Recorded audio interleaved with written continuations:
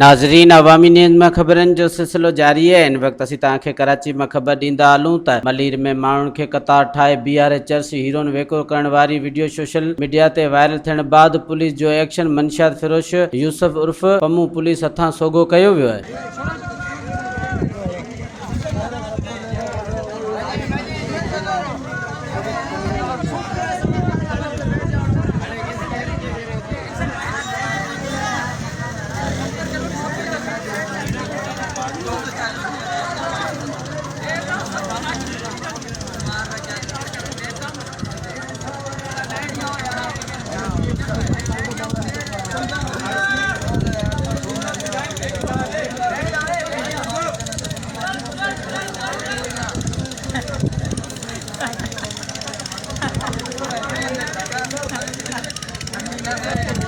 मज़ीद खबरों और तफसीलात के लिए विज़िट करें हमारी वेबसाइट www.awamiNewsHD.com।